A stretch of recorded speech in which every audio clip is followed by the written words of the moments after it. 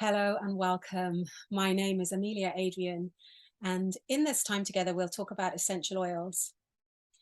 We'll talk about how you can use essential oils. You'll learn what an essential oil actually is, how it works in the body, and you'll also learn the way to find a trusted, effective, high quality essential oil and the difference that that makes when you are using and working with the plants.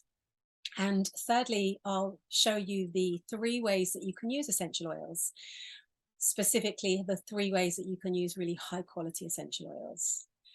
So I hope this time together will be useful for you and effective and informative, and you'll go away feeling like you can make a start and understand if this is for you. So an essential oil, for those of you that are brand new to this understanding, is a compound. It's a live, volatile, aromatic compound which comes from the plants, and it comes from different aspects of the plant. So it can come from the root system of the plant, the stem of the plant, the trunk, if we're looking at tree oils. It can come from the leaves of the plant, from the flowers of the plant, all different aspects of the plant. And it is effectively, or essentially, I should say, the lifeblood of the plant. The essential oil within the plant is what the plant is using to keep itself healthy, to keep itself vibrant, to keep itself protected from things like extreme weather, things like attack from insects, fungus, disease, this sort of thing. So it's what the plant is effectively using to keep itself strong and healthy. Now, as we know, plants are made of carbon. We are also largely made of carbon. So to me, it's completely logical that if this essential oil is working for the plant systems, it's also going to be effective on our body systems. And this has been my experience as an aromatherapist, using on myself, my family, my students, and my clients over the last 6, 7, 8 years. So when we're looking at essential oils, what's also interesting to know is that a lot of the pharmaceuticals that we see, that we might be prescribed from our doctor or over-the-counter medications, these are fundamentally based on the essential oil, the structure, the compound, the makeup of the essential oil. But what's different about the essential oil is that the essential oil, of course, is of nature. The pharmaceutical is manufactured, synthesized, if you like. And of course, there's a place for both. There's a place for Western medicine and pharmaceuticals, very, very useful, very, very profound and importantly powerful. But there's also a place for the natural medicines that we have available to us. And what's interesting to know is the difference. So essential oils are very, very tiny, tiny compounds. And they're so tiny that they can actually travel, some of them, through the cell membrane and enter into the center of the cell. So they're effectively changing the cell at its kind of most basic level, creating good health at a cellular level. Now, the difference between essential oils and pharmaceuticals is pharmaceuticals are slightly larger in makeup than essential oils. So we can't make them small enough to actually be able to enter the cell. So they do perform a function, but the function that they perform might be more of like a sticky plaster rather than actually getting to the root of the issue.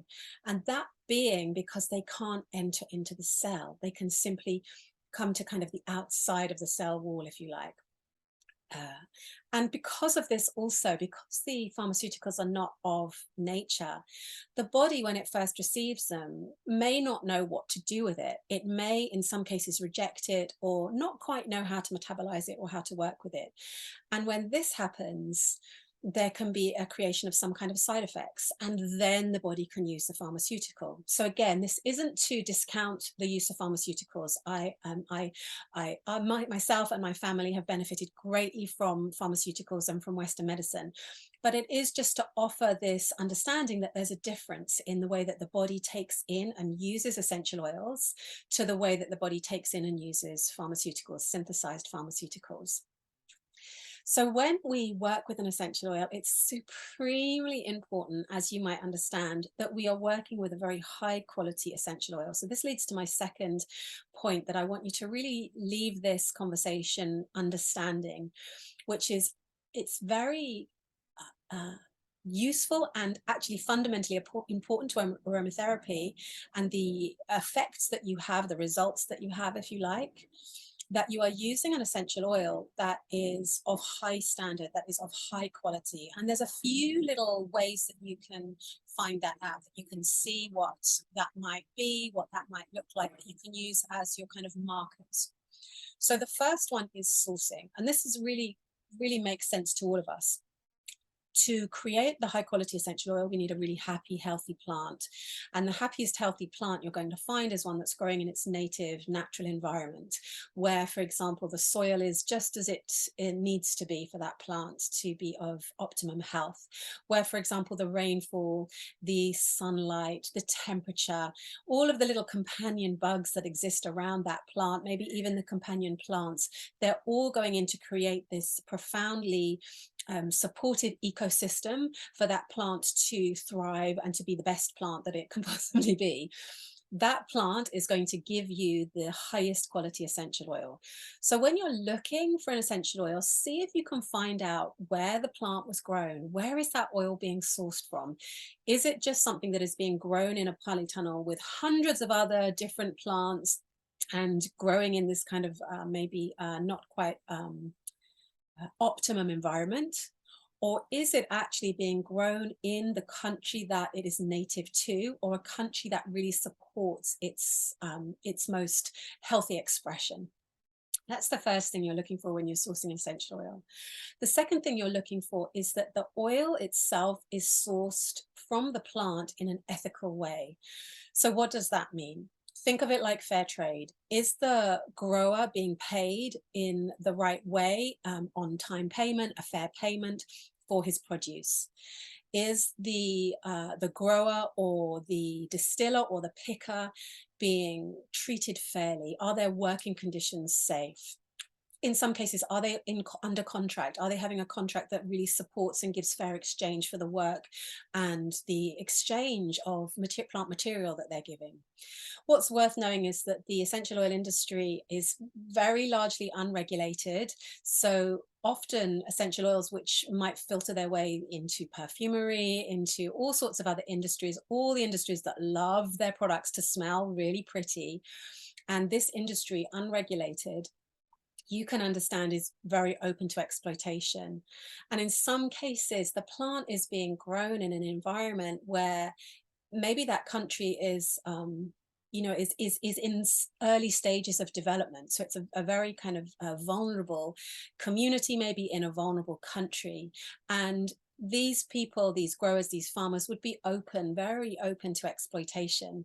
So you're looking for a company that is treating those people fairly, that is honoring the community, that is honoring the exchange in a way that makes the final product something that holds integrity. The third thing you're looking for is distillation, the distillation process.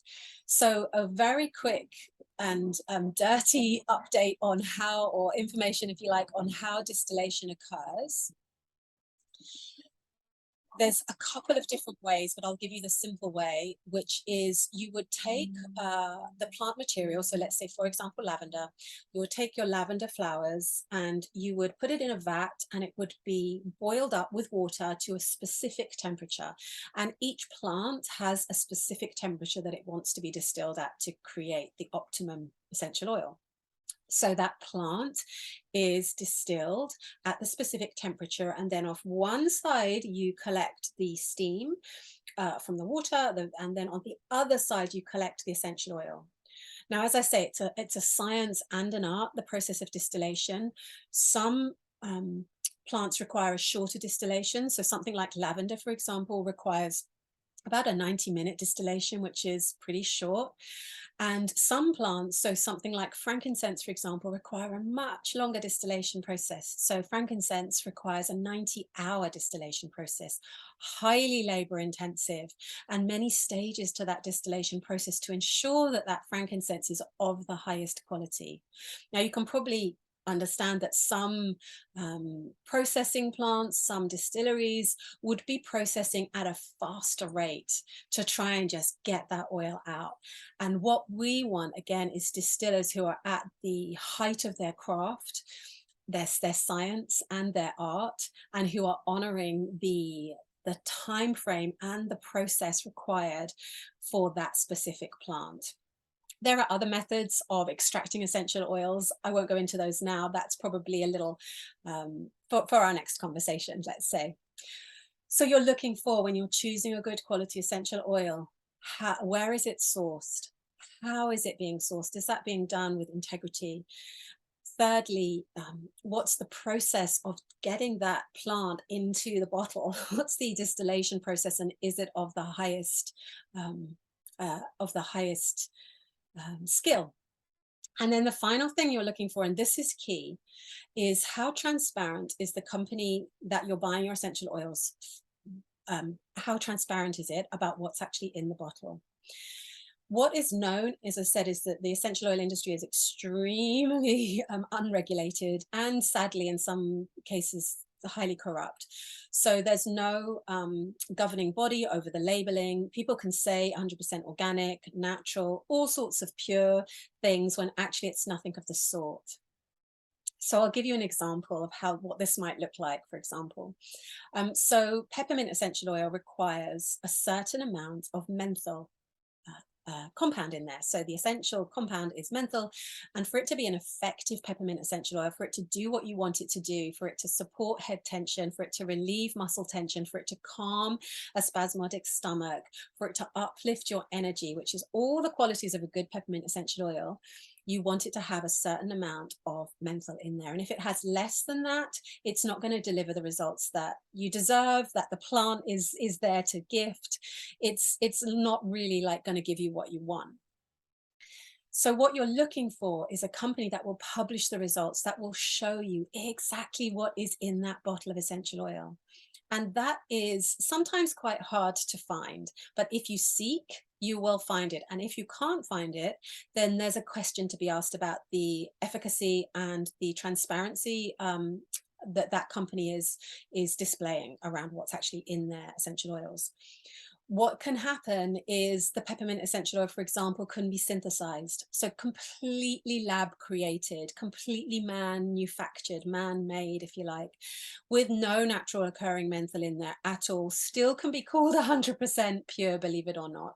It might smell pepperminty. It might kind of sort of feel pepperminty. You might kind of get a moment of like pleasure from the smell, but it will actually have toxicity in it because it's synthesized. So you'll be taking in something toxic, which will be the complete reverse of what you're looking for, which is good health when you're working with essential oils. So those are the 4 things you're looking for: sourcing, ethics, distillation, and is the company you're ordering your oils from transparent? Are they publishing data about what's inside their bottles? Good. Okay, so finally, I want to talk about the 3 ways that you can use your oils. This first way is only relevant to very, very high quality essential oils. So when I say high quality essential oils, I'm talking about a company that is transparent, a company that is showing you what's in their oils. You can see there's no nasties in there. You can see there's no synthetics in there. You can see there's no weeds, no fillers, no toxins. Nothing else has been added. Remembering that the label won't necessarily give that away. You might need to dig a little bit deeper.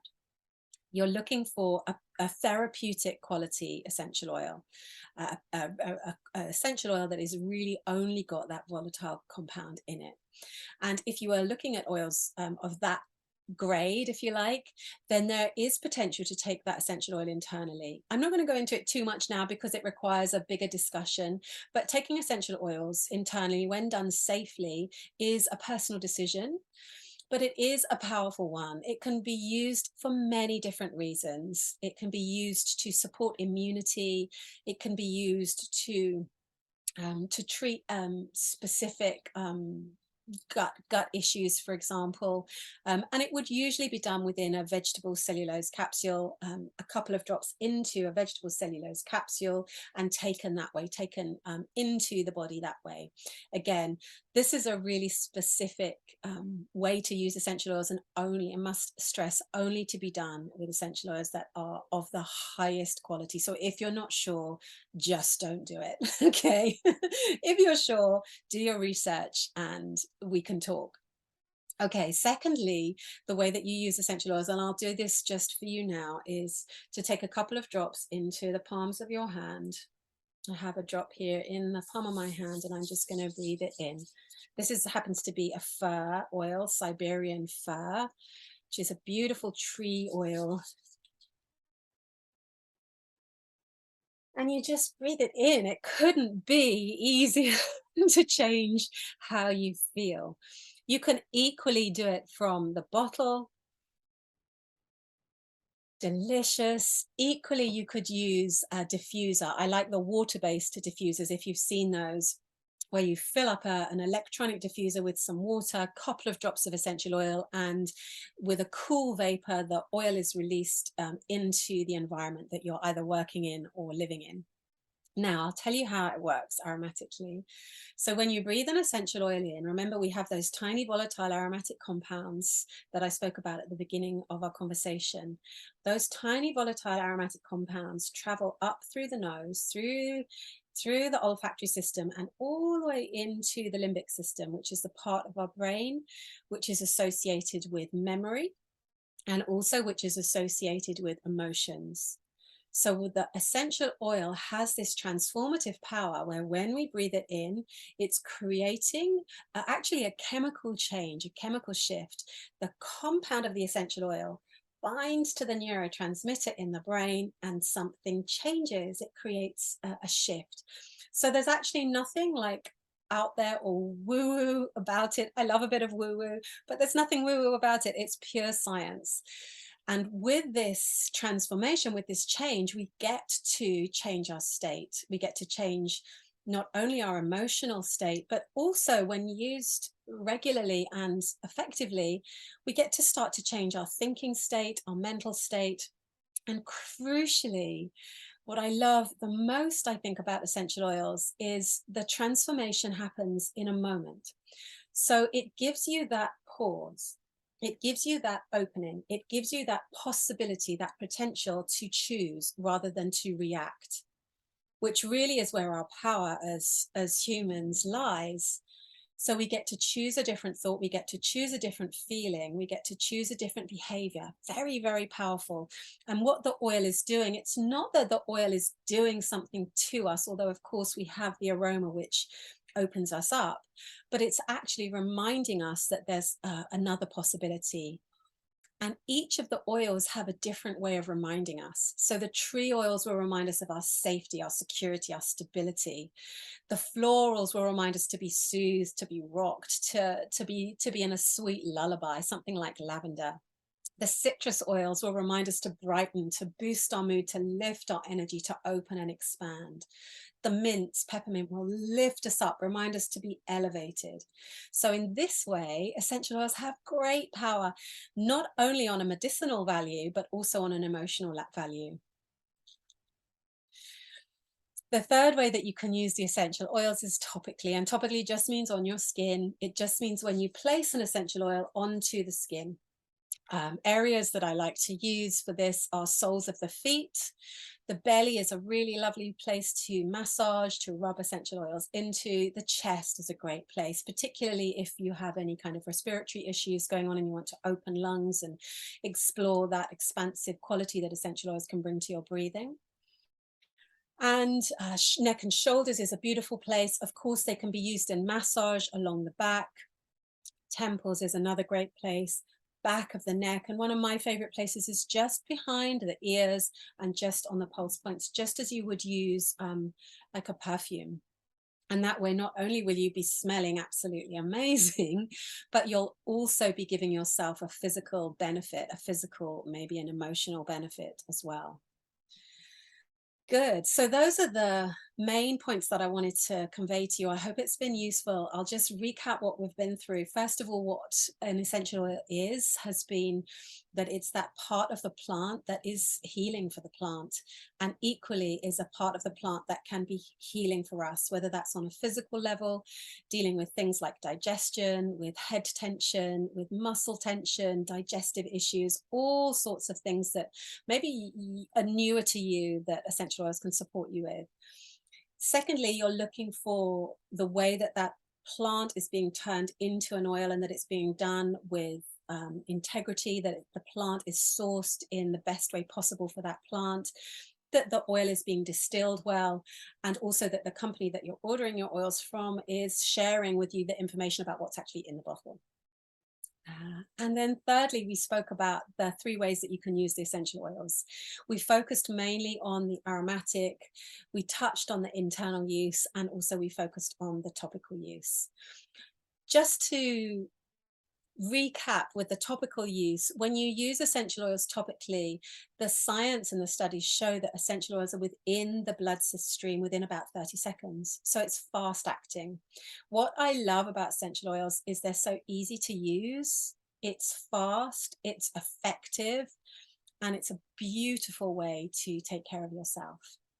So I really hope this has been helpful for you and you have enjoyed listening and learning about the plants and how they can support us as we move through our days, our weeks, our months, our life. And if you do wish to know any more, then please do just reach out to me in all the usual ways. Much love.